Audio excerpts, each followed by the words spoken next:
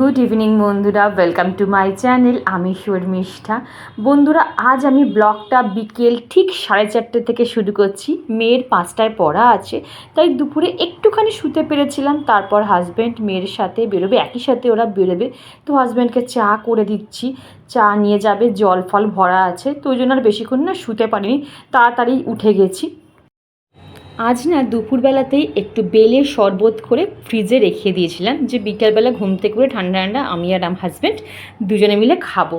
আর আমি না যখন বেলের শরবত করি ওর মধ্যে একটু বরফ কুচিয়ে দিই আর একটু বিট নুন ছড়িয়ে দিই। এটা কিন্তু দারুণ লাগে খেতে। জানি তোমরাও হয়তো এইভাবেই খাও, আমি যেভাবে খাই সেটাই তোমাদের সাথে শেয়ার করলাম।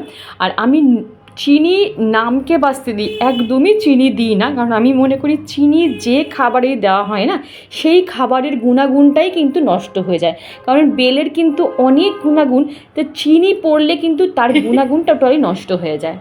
তো ওই চিনিটা আমি যতটা পারি অ্যাভয়েড করার চেষ্টা করি। আর এখানে দেখো 5:45 বাজে, মেয়ে এখন পড়তে চলে গেল। আর দুপুরবেলা আমি যে আমাদের খাওয়া দাওয়ার পর যে বাসনগুলো মেজে আমি এখানে উল্টে রেখেছিলাম, তো সেটা আমি এখন তুলে রেখে দিচ্ছি। তো এরপর আবার অনেক কাজ আছে, তারপরে আজকে তাড়াতাড়ি করে কাজ সেরে আমাকে আবার মামার বাড়ি যেতে হবে, যেহেতু 7টার মধ্যে ভাই আর ভাইয়ের বউ দুজনে মিলে চলে আসবে। তো অনেক রিচুয়াল আছে, তোমরা তো জানোই। আর আমরা যেহেতু তো সেইগুলো সব কিছুই আমাদের 4 বোনকে আর আমার মাসিকে করতে হবে। গরমের দিনে না সবচেয়ে কঠিন কাজ হচ্ছে জামা কাপড় পরে কোথাও বেরোনোর কথা শুনলে। বিশ্বাস করো, এর মতন বোধহয় আমার কাছে কঠিন কাজ আর কিছুই নেই। যা করবো বাবা ঘরের মধ্যে করবো, পাতলা একটা সুতির ফিনফিনে যা খুশি পরে কাজ করতে পারবো। কিন্তু বাইরে বেরোলে সেই জামা কাপড় পরো, আবার সাজাগোজা করো, আবার বেরোনো, সেই ঘেমে নেমে স্নান হয়ে যাওয়া, মানে খুব কষ্টকর, বিশ্বাস করো।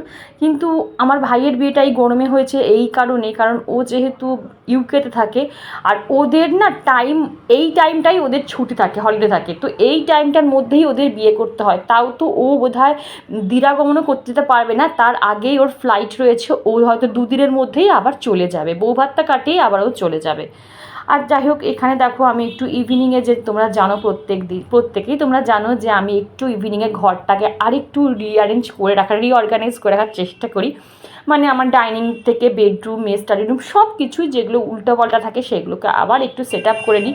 আর দেখো ডাইনিংটা আমার পরিষ্কার করা হয়ে গেল, আর বেডরুমটা দেখো এই রকম হাল হয়ে আছে।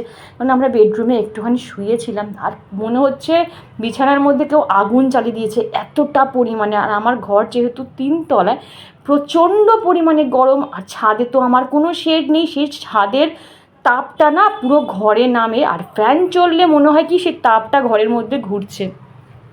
যতই ঘরে এসি থাকুক, আমরা মধ্যবিত্ত পরিবারের মানুষ, সারাক্ষণ তো আমরা এসিতে থাকতে পারি না। তাও 2 দিন যে হারে এসি আমাদের চলছে, আমরা বোধহয় এত এসি আমরা কোনো দিনও চালাইনি, কিন্তু পারছি না। সারা মুখে না ঘামাচি উঠে যাচ্ছে, গলায় ঘাড়ে ঘামাচি উঠে যাচ্ছে। আর সবচেয়ে বেশি কষ্ট হচ্ছে আমার মেয়েটা, ওই 12:30টার সময় স্কুল থেকে যখন আসে না, পুরো হাঁপাতে হাঁপাতে আসে। সব স্কুল ছুটি দিয়ে দিয়েছে, শুধুমাত্র কেন জানি না আমার মেয়েদের স্কুলটা ছুটি দিচ্ছে না। অনলাইন ক্লাসও করতে পারে, তাও করছে না। খুব ভয় লাগে জানো তো, যখন ওরা স্কুল থেকে আসে না, ওকে দেখলে আমার ভয় লাগে, পুরো মুখ চোখ লাল হয়ে যায়। তো দেখো, যাই হোক, কথা বলতে বলতে আমার কিন্তু বেডরুমটাও ক্লিন করা হয়ে গেল। মেয়ে পড়তে গেল বলে সব ঘরে ছিটানো জিনিসগুলো রয়েছে, সেগুলোকে আবার রিঅর্গানাইজ করে রাখলাম। আর এখানে আবার মাছগুলোকে খেতে দিতে এসেছি, এই টাইমে ওদের খেতে দিই। আর ওরা ঠিক জানে যে এই টাইমে ওদের খাবার টাইম। আমি বা মা এই দুজনের মধ্যে একজন খেতে দিই, মা তো এখন নেই, আমিই দিচ্ছি।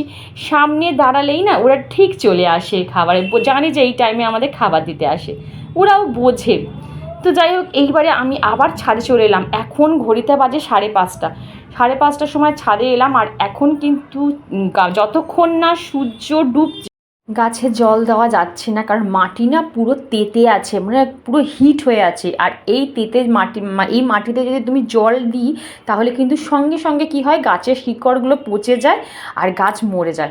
ওই জন্য যতক্ষণ না মাটি ঠান্ডা হচ্ছে ততক্ষণ আমি এখন গাছে জল দিতে পারি না, অনেকটা পরিমাণে, ওই জন্য দেরি হয়ে যায়। আর এখানে দেখো ছাদটার আমার কী অবস্থা, বিগত কয়েকদিন 3-4 দিন আমি ছাদটা পরিষ্কার করতে পারিনি। ভাইয়ের বিয়ের জন্য রোজই বিকেলবেলা বেরিয়ে যাচ্ছিলাম, আর ছাদ পরিষ্কার করা হয়নি। আর আমি আর মা দুজনে মিলে ছাদটা পরিষ্কার করি, কারণ এত বড় ছাদ একার পক্ষে পরিষ্কার করা আমার পক্ষে সম্ভব না। মা ধরো এক পোর্শন করছে, আমি আর একটা পোর্শন করছি, আর এখন আমাকে টোটালি এটা একাই করতে হলো। ওই জন্য আজকে কী করলাম, এই পোর্শনটা করে রাখলাম, কালকে আবার ওই দিকটা, কালকে হয়তো হবে না, পরশু দিন আবার ওই পাশটা করে নেবো। আর এখানে দেখো গাছগুলোকে এবার আমি 6টা বেজে গেছে জল দিয়ে দিচ্ছি।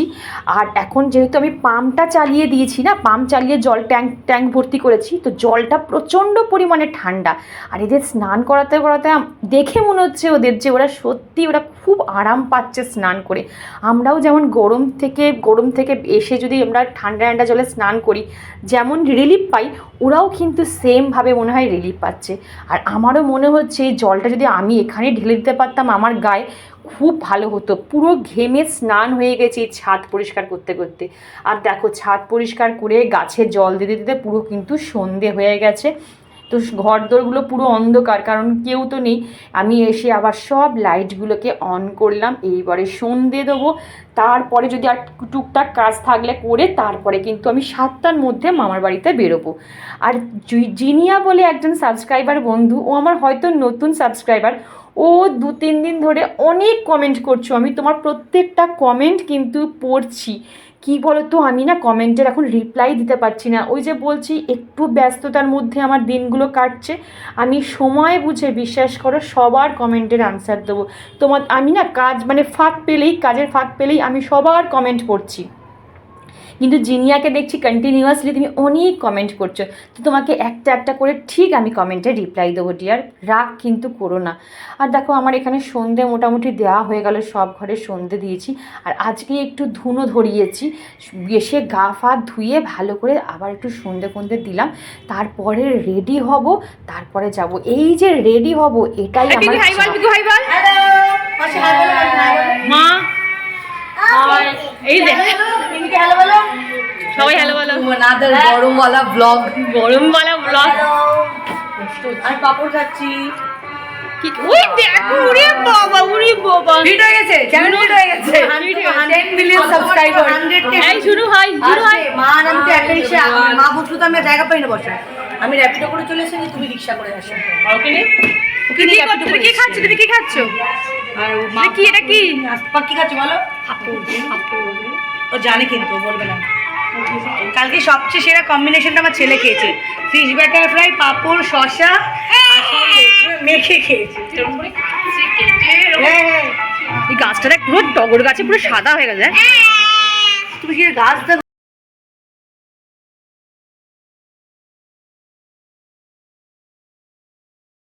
তো বন্ধুরা আমরা সবাই চলে এসেছিলাম, শুধু ছোটো মাসির আসা বাকি ছিল, ওই ছোটো মাসিও চলে এলো। আর আমরা সবাই মিলে এই বিচ্ছুটাকে, মানে আমার বোনের ছেলেটাকে সামলাতে ব্যস্ত। এত পরিমাণে দুষ্টু, ওকে কেউ সামলাতে পারি না। ওর মা ওকে এত মারে না, খারাপও লাগে, কিন্তু সত্যি কথা ওকে সামলানো খুব কষ্টকর। আমি ভাবি যে ওর মা ওকে কিভাবে সামলায়। হ্যাটস অফ, সত্যি কথা, এরকম বাচ্চাকে সামলানো সারাদিন সত্যি অনেকটা ধকল যায়। কারণ আমাদের সন্তানরা সত্যি কথা এরকম ছিল না তো, যেখানে বসিয়ে রাখতাম সেখানেই বসে থাকতো, কিন্তু ওকে একটা সেকেন্ড তোমরা কোনো জায়গায় বসিয়ে রাখতে পারবে না। তো বন্ধুরা পুরো ভিডিওটা দেখো, লাস্টের দিকে কিন্তু দারুণ ইন্টারেস্টিং সব পার্টগুলো রয়েছে, গেট আটকানো রয়েছে, তারপরে কত টাকা দিল তোমরা সবই জানতে পারবে, ভাই কত টাকা দিল। আর দেখো বলতে কিন্তু গাড়ি চলে এসছে, মানে ভাইয়ের গাড়ি চলে এসছে। এইবার আমরা সব হুমড়ি খেয়ে নামছি নিচে গেটটা ধরার জন্য। তো আর ভয়েস ওভার দিচ্ছি না, তোমরা ব্লগটা কন্টিনিউ দেখতে থাকো।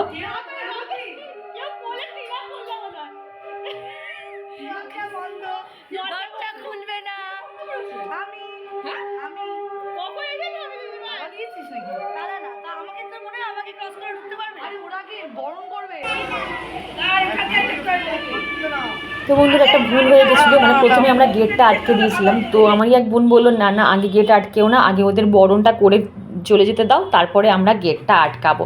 তো সেই জন্য আবার মাসি, মামি, আমরা আবার এগিয়ে গেলাম বরণ করার জন্য। আর যা পরিমাণে সেদিনকার গরম পড়েছে, সেদিন কেন ডে বাই ডে তো গরম বাড়ছেই। আর তোমরা আমার বন্ধুরা এত সুন্দর কমেন্ট করছো আমার ভাইয়ের বিয়ে উপলক্ষে, তোমরা ওদের আশীর্বাদ করেছো, কনগ্রাচুলেশনস জানিয়েছো, ভালোবাসা জানিয়েছো। তো থ্যাংক ইউ সো মাচ। আমি বিশ্বাস করে ভাবতেও পারিনি যে আমার ভাইয়ের বিয়ের ব্লগগুলো তোমরা এতটা পছন্দ করে। ভয়ে ভয়ে ছিলাম যে তোমরা দেখবে কি দেখবে না, তোমরা তো আমার কাজই শুধুমাত্র দেখো। তো যাই হোক, তোমরা পছন্দ করছো এটাই আমার কাছে অনেক বড় পাওনা, বিশ্বাস করো। তো বন্ধুরা, আমার না এই সময়টা খুব কষ্ট লাগে, মানে মেয়েদের এই সময়টা দেখলে আমার খুব কষ্ট লাগে, কারণ আমিও মেয়ের মা। তো হয়তো আমারও এরকম আমার মেয়ের জীবনে ঘটবে।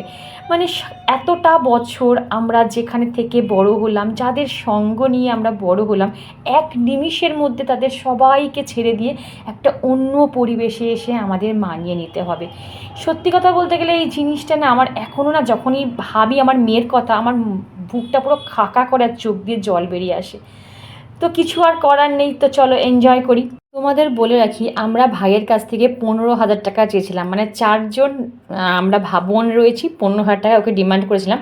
ও প্রথমে 15,000 টাকাতেই রাজি হলো, তারপরে বললো আমার কাছে না খরচা হয়ে গেছে, মাত্র 10,000 টাকা রয়েছে। তো সেটাই দেখো লাস্ট আলটিমেট ও কত টাকা দেয়, আমি এখন বলছি না, তোমরা ব্লগেই দেখো।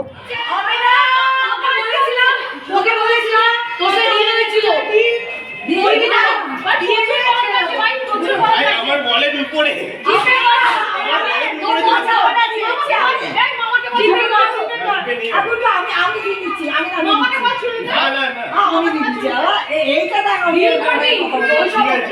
কত কথা হয়েছে? 10,000 দেবো।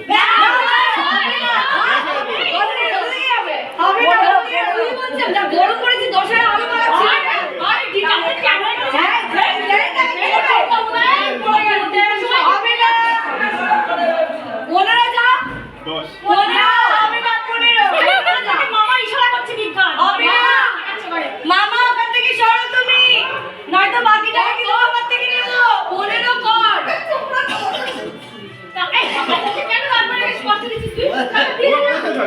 তুই টাকা দিলে ওখানে দিবে। বললাম তো। না না শোনো, যাই ওর সাথে বাড়িতে যাবো। আমার বাড়ি ছিল, আমার বাড়ি 15,000 হবে না, 15 নিচে হবে না। হোক দেখো, আগে বল 15 না, তুই কাছে দাদা তুই ধরে যা, এবার তোমরা বেরো, তুমি টাকা দে নাও।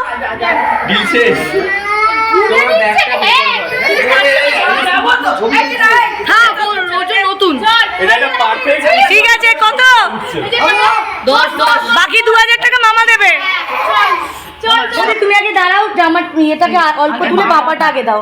বাপাটা বাপা আগে দিবে, তারপর ডান পা। দুটো পাই দিবি, আগে বাপা দেবে, তারপর ডান পা দেবে। ও দাদা এই যে এখানে আছে, দুটো পাই আগে, দুটো আগে বাপাটা দিয়ে ডান করবে। হ্যাঁ দেখো, হ্যাঁ ওই পাটাও দিয়ে দিয়ে এবার বাপাটা আগে দিয়েছেন, এবার বাবা দিয়ে তুলে নি। হ্যাঁ তুলে নি। হ্যাঁ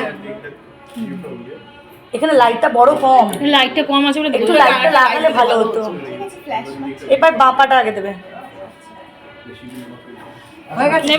এবার বাপাটা আগে দিস। হ্যাঁ হ্যাঁ হ্যাঁ হ্যাঁ। আরে উলু দাও।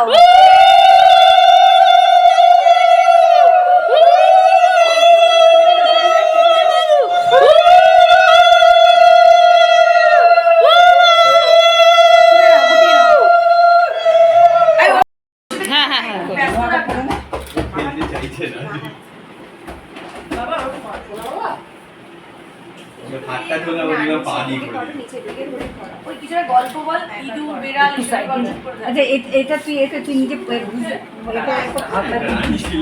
ডিজাইনটা আমি নিচের দিকে দাও, ডিজাইনটা নিচের দিকে দাও। হ্যাঁ মামা একটা জামা পরো না, ছবি উঠছে তো, গায়ে গামছা দিয়ে ঘুরে বেড়াচ্ছি। তো বন্ধুরা, যেটুকু পেরেছি সেইটুকু আমি ক্যাপচার করার চেষ্টা করেছি, কারণ ভিডিও যারা করছে, মানে যারা ক্যামেরাম্যান, তারা মোটামুটি সামনে আসতেই দিচ্ছে এটা ক্যামেরা করার জন্য। আর এতক্ষণ ধৈর্য সহকারে যারা আমার ব্লগটা দেখলে কষ্ট করে, তাদের অসংখ্য ধন্যবাদ। আর যারা চ্যানেলটা এখনও সাবস্ক্রাইব করেনি, তাদের কাছে আমি অনুরোধ করছি তারা যাওয়ার আগে প্লিজ সাবস্ক্রাইব বাটনটা প্রেস করে দিয়ে যাও। আর আজকের ব্লগটা আমি এইটুকুই রাখছি, আবার কাল দেখা হবে নতুন একটা ইন্টারেস্টিং ব্লগ নিয়ে। টাটা।